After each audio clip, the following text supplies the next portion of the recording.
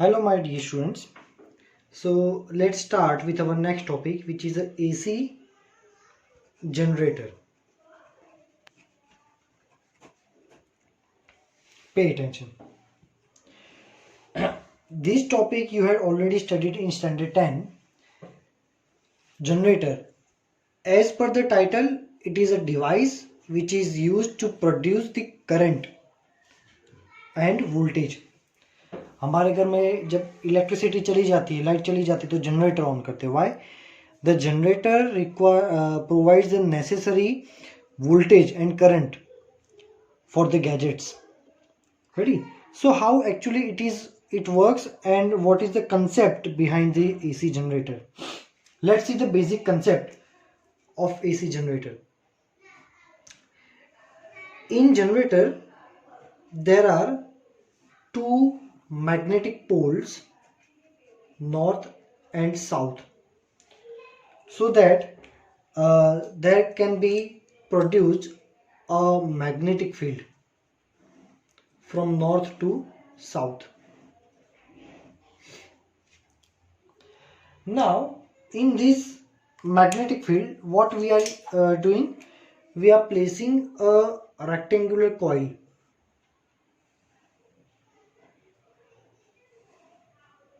like this. We are placing a rectangular coil. Ready? And somehow we will rotate this coil like this. To rotate this coil, we need to attach a external source. We can do it by our hand. हाथ से बैठे बैठे भी घुमा सकते हैं. Or we can attach a diesel engine over here to rotate it. Or we can use the hydrostatic power, waterfall का use कर सकते हैं. वाटरफॉल का पानी जो इस पे गिराएंगे तो कॉइल गोल गोल घूमेगी. We can also use the windmill. Windmill से भी इसको घुमा सकते हैं. Somehow we have to rotate the coil. Why? When we rotate the coil, what's actually happening,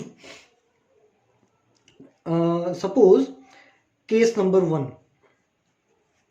this is the magnetic field and the coil is like this.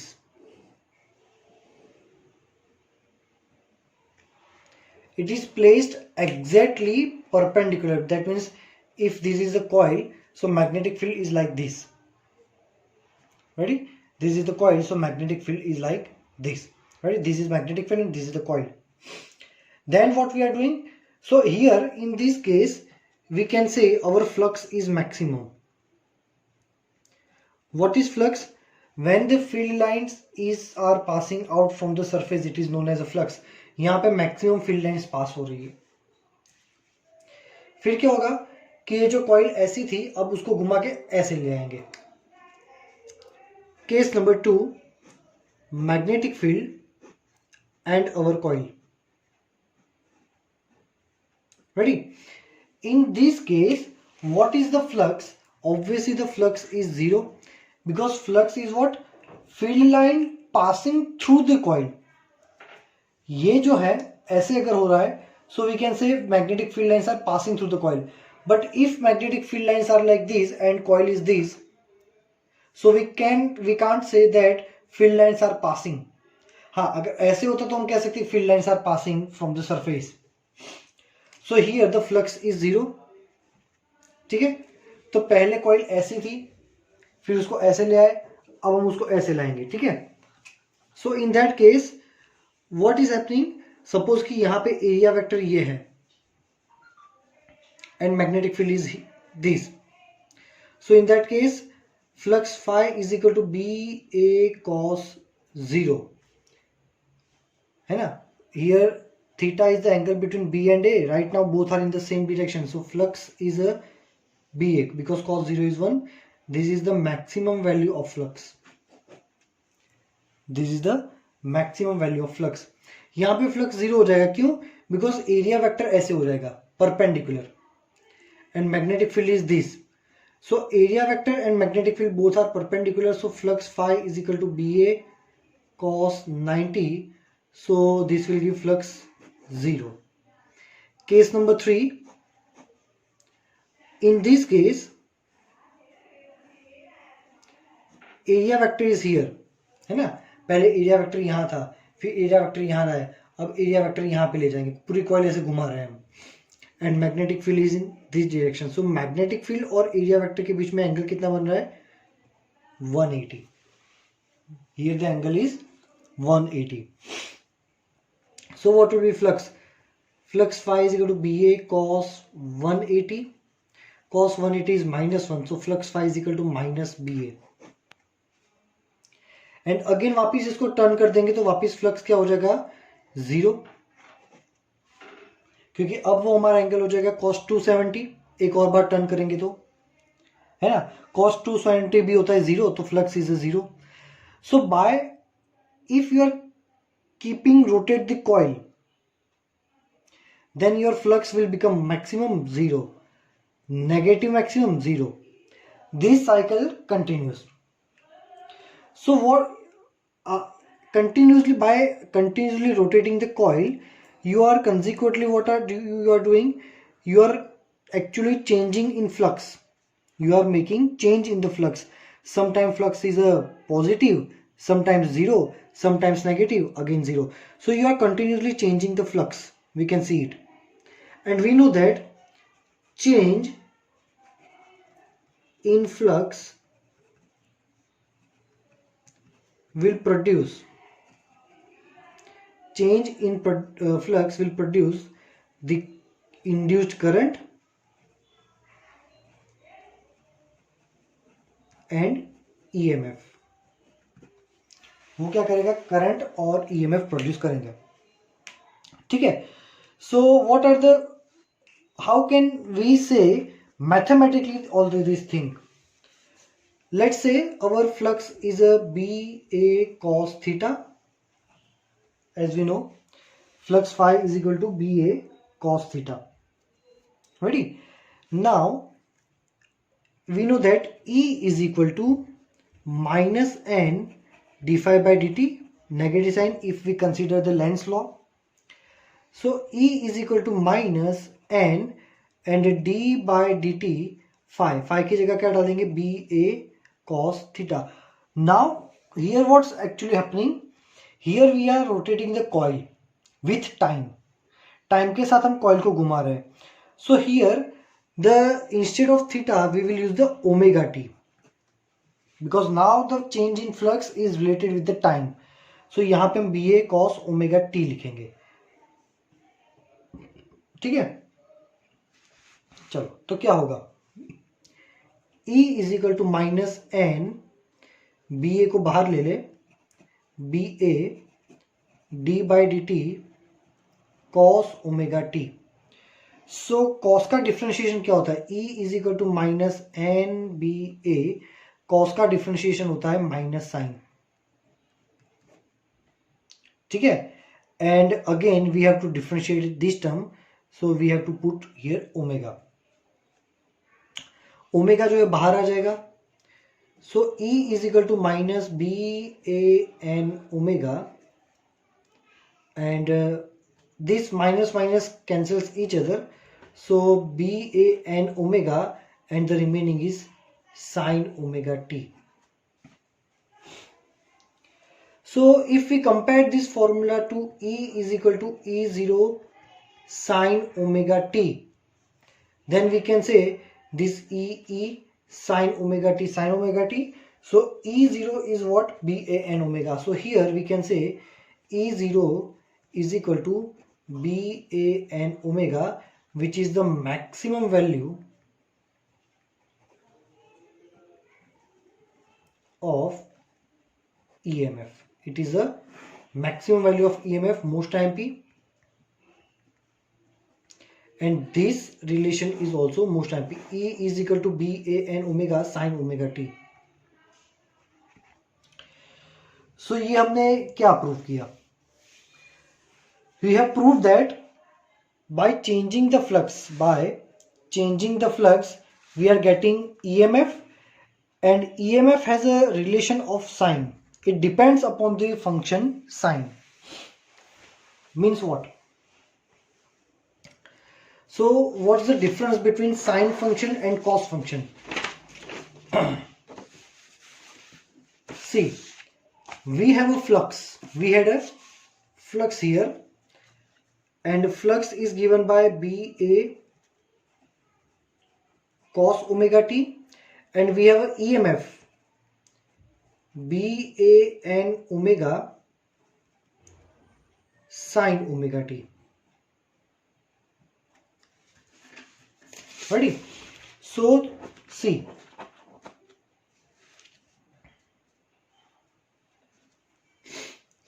here we can say my flux is depend upon the cos function, and EMF is changing with the according to sine function. So what is the main difference between sine function and cos function? See A group के students को पता होगा कि sine function और cos function में main difference क्या है. B group के students, this is specially for you. We know that sine 0 is 0 and sine 0, sine 30, sine 45, sine 60 and then sine 90. Sin 90 is a 1. Compare these values with the cos. Cos 0 is a 1 and consequently cos 90 is a 0.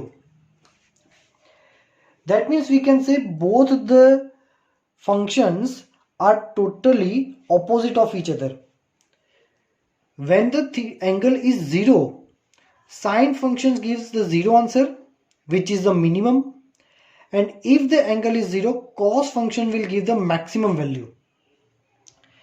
When theta is a 90, sine function gives the maximum value, and theta is 90, cos function gives the minimum value, which is the 0. That means कि जब भी हमारा sign 0 answer देगा तब हमारा cos maximum answer देगा. जब हमारा साइन मैक्सिमम वैल्यू देगा, सेम मोमेंट पे कॉस 0 वैल्यू देगा.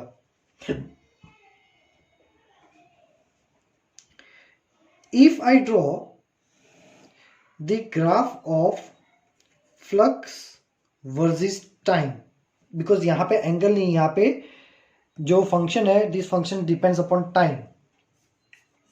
रेडी? सो मान लो कि पहले हम टाइम की वैल्यू डाल देते हैं यहां पे 0, तो t इज इक्वल टू 0 डाल दोगे तो cos 0 हो जाएगा, cos 0 हो जाएगा 1, है ना. ये t की जगह 0 डाल दो, 0 into omega 0 cos 0 is 1. So at that moment flux की वैल्यू तुमको BA मिलेगी जो कि मैक्सिमम है. सपोज ये है तुम्हारा BA, तो time t is equal to 0 पे ऐसा हो जाएगा. ठीक है. नेक्स्ट अगर हम यहां पे डालते हैं, let's take t is equal to capital T by 2. ठीक है, तो क्या होगा? चलो, सो BA cos ओमेगा की जगह डाल दो 2 पाई बाय T, और ये हो जाएगा T by 2. So 2 cancels, T cancel, तो flux phi is equal to BA cos pi, मतलब cos 180. cos 180 होता है -1, so this is the minus BA. Flux phi will be minus BA. ठीक है. एक यहां पे मैं T/4 भी लेना था पहले, वो हमने स्किप कर दिया. T is equal to T/4 करोगे ना, सो क्या होगा? Flux phi is equal to BA cos omega की जगह 2 पाई बाय T और T की जगह T/4, ये कैंसल्स, तो flux phi is equal to BA cos pi by 2 means cos 90, और cos 90 होता है 0, तो फ्लक्स हो गया 0. तो यहां पे नेक्स्ट टाइम जो है वो हो जाएगा T/4, यहां पे हो जाएगा T/2. ठीक है. तो देखो T/4 में हमें फ्लक्स कितना मिल गया था? 0, तो ये फ्लक्स को यहां पे 0 पे कर देंगे. और फिर नेक्स्ट T/2 टाइम के लिए हमें फ्लक्स कितना मिला? -BA. मान लो कि ये है यहां पे -BA, तो T/2 के लिए ये ऐसा मिला. सो सारे ग्राफ को अगर कनेक्ट करोगे तो ये ग्राफ आपको ऐसे मिलेंगे. ये इसके बाद जो है यहाँ वो हो जाएगा 3t/4 and then again the maximum value, और ये होगा हमारा capital T. So cos functions, here the flux depends upon the cos function and cos function always starts from the maximum value like this. अगर same graph मुझे EMF versus time के लिए plot करना है, EMF वर्सेस टाइम के लिए अगर मुझे सेम ग्राफ प्लॉट करना है तो क्या होगा? देखो यहाँ पे EMF की वैल्यू हो जाएगी, चलो EMF जो है वो साइन फंक्शन पे डिपेंड करेगा. EMF किस पे फंक्शन डिपेंड करता है? साइन पे. सो हमने क्या देखा था कि जब कॉस मैक्सिमम होता है तब साइन होगा 0. तो यहाँ पे इनिशियली कॉस मैक्सिमम है तो ये साइन फंक्शन है, तो ये स्टार्ट होगा 0 से. ठीक है. When cos function is 0 sine is the maximum. So यहाँ पे ये टाइम पे कॉस 0 था तो साइन फंक्शन हो जाएगा मैक्सिमम. यहाँ पे सपोज मैक्सिमम वैल्यू होगी BAN ओमेगा, सो ये यहाँ पे हो जाएगा. कंसिक्यूटिवली इन शॉर्ट इसका ग्राफ ऐसे आएगा.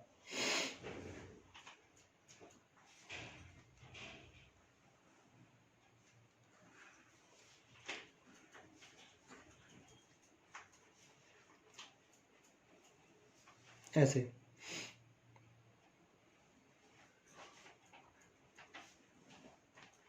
Ready?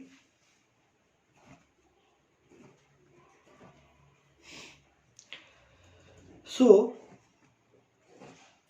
when cos function maximum sin 0, cos 0 sin maximum, cos maximum sin 0 maximum but in opposite sign, opposite direction. 0 maximum, maximum 0, both are exactly opposite, है ना.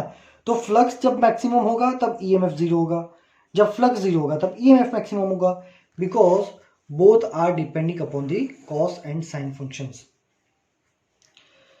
So here the important formula, flux BA cos omega t, EMF BAN omega sin omega t, and maximum EMF is this BAN omega. All these three formulas are extremely important.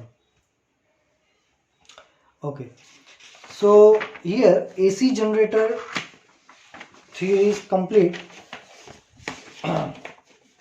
Theory को अच्छे से एक बार पढ़ लेना, and if you are having any doubt you can ask me in the message section. जो भी sentence नहीं समझ में आ रहे अंडरलाइन करके उसका फोटो खींच के भेज सकते हो. I will explain you each and everything. Theory is little bit important. So let's see our next topic, which is example number 6.11. Kamala pedals a stationary bicycle. The pedals of the bicycle are attached to a 100-ton coil. So total number of turns are given. There are the 100, and the area is given. Area is a 0.10 meter square. The coil rotates at half a revolution per second. So actually it is given the angular frequency omega. Half revolution 1/2 revolution per second. And omega जो है उसका ऐसा unit होता है radian per second. सो revolution पर second को हमें convert करना पड़ेगा रेडियन पर सेकेंड में. सो क्या होगा? 1/2 रेवोल्यूशन मतलब रोटेशन. एक रोटेशन होगा तो कितना एंगल होगा? 2 pi. Second as it is, so it is a radian per second. 2 gets cancels. So omega is equal to pi radian per second. Omega is a pi radian per second. Ready? चलो, area दिया हुआ 0.10. Okay.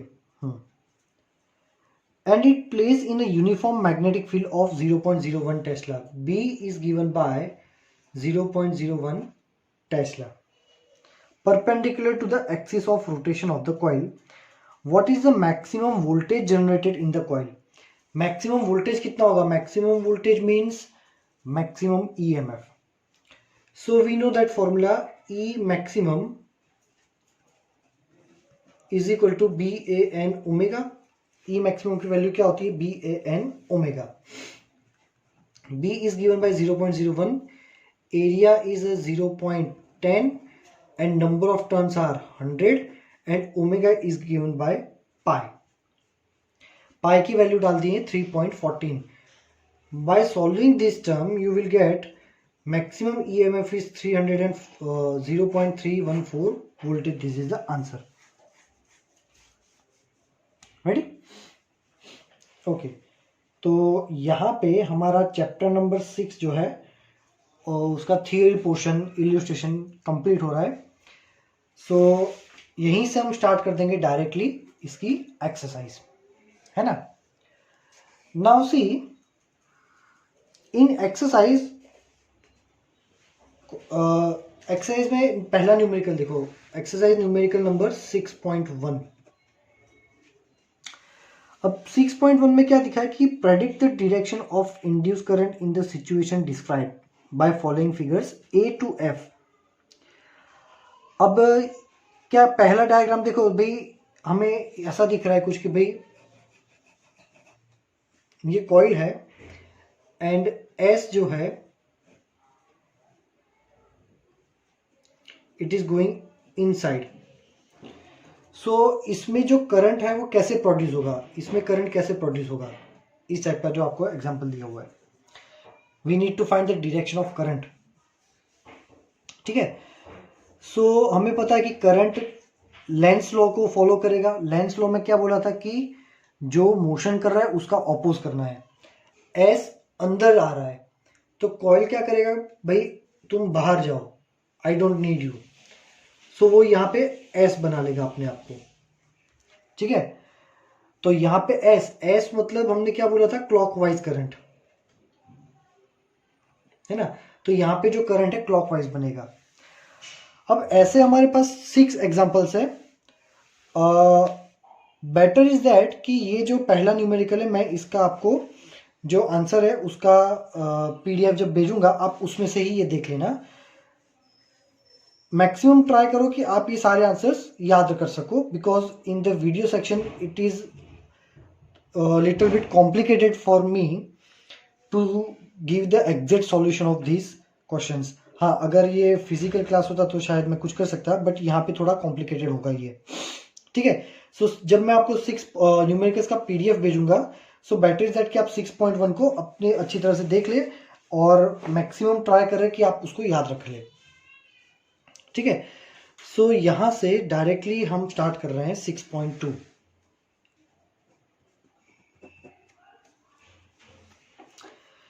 I am reading the question. Use Lenz law to determine the direction of induced current in the situation describe by figures, ठीक है।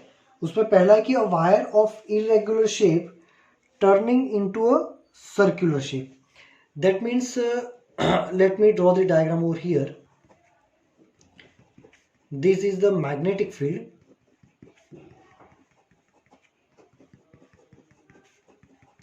and in this magnetic field you are given a irregular shaped coil like this, and this coil is turning into a circular shape। मतलब ये जो arrow यहाँ पे draw किए ना, this arrows indicates कि भाई ये ऐसे खींच रहा है और ये सर्कल में कन्वर्ट हो रहा है, रेडी। सो इसमें करंट कैसे प्रोड्यूस होगा। So here when coil is turning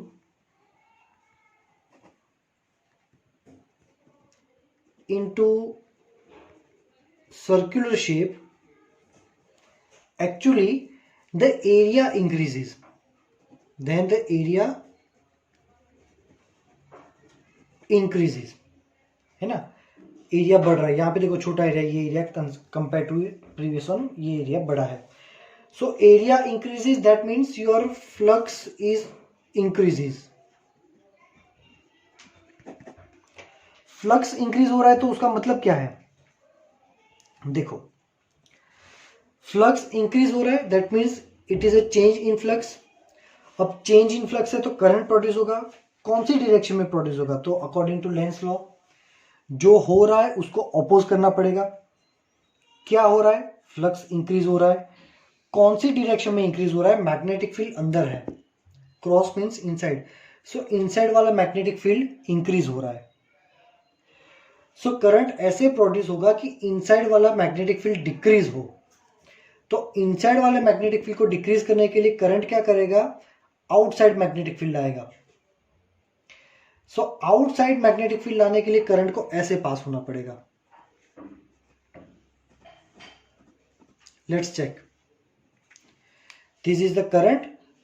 so thumb को करंट की डायरेक्शन में करो तो फिंगर्स बाहर आएगी, तो यहां से करंट बाहर आ रहा है, मैग्नेटिक फील्ड बाहर आ रहा है, ये करंट है। सो थंब, तो मैग्नेटिक फील्ड यहां से अंदर जाएगा, यहां से बाहर आएगा।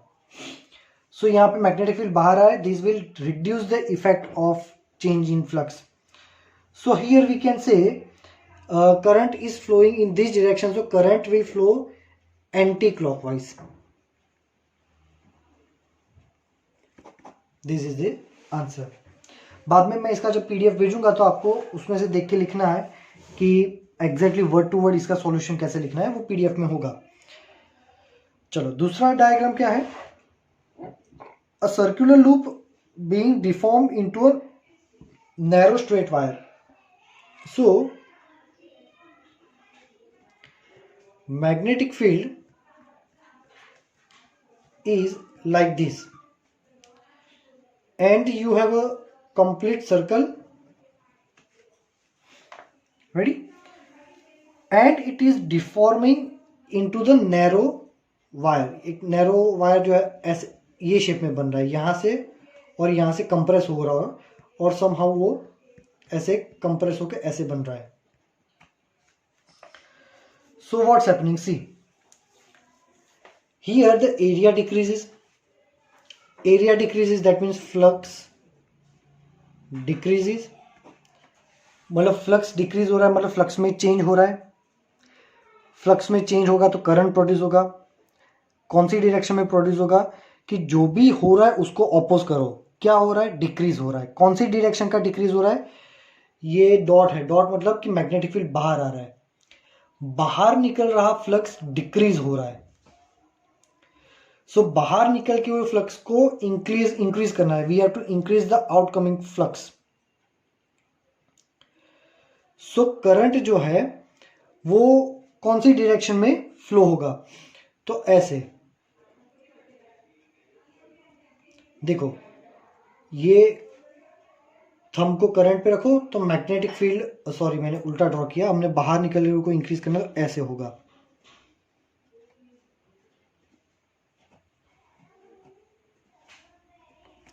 This is the exact diagram. So this is the current, so magnetic field जो है वो बाहर आएगा।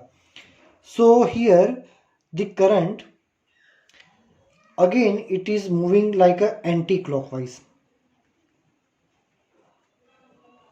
सो इसमें भी आंसर क्या आएगा, एंटी क्लॉकवाइज। सो आज के लेक्चर में यहीं तक रखते हैं। एसी जनरेटर की थियरी को अच्छे से एक बार देख लेना, न्यूमेरिकल को अच्छे से समझ लेना, and still if you are having any doubt don't worry, you can ask me in the message section, I will reply, I will try my best to give you answers, है ना। Thank you very much my dear students.